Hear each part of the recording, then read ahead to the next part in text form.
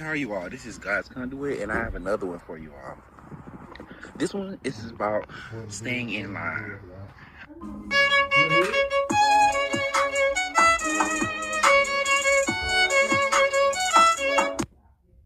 All right, so y'all remember when you were little kids and we were in elementary school, and whenever we wanted to go in between classes or go to the lunch, we had to stay in line.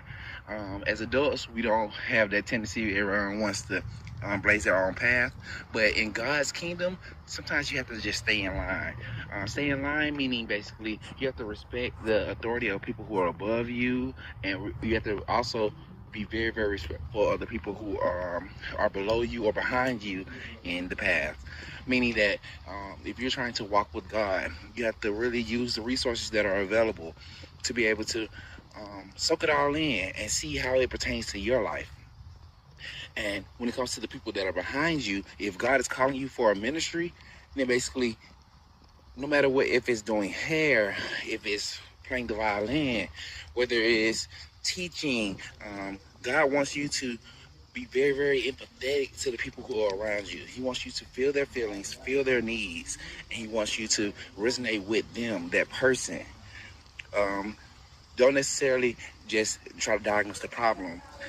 Um, Lately, people have been so isolated and so separated that they haven't been able to fully get into each other's zone and really, really know the problems of each other. You can be living in the same household and people can all be going through devastatingly different problems and not know anything of it from room to room.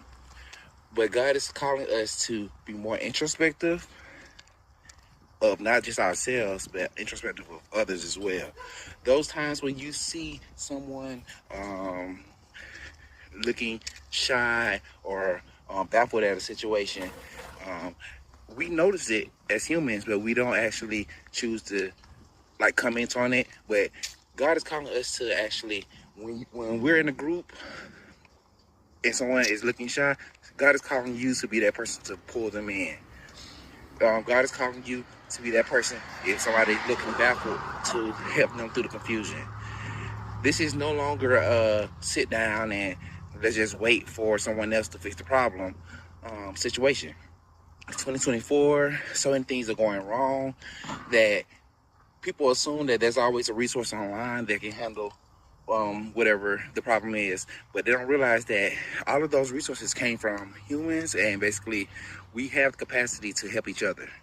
And we have to make sure we start using those capacities way more often because our world is becoming very much isolating.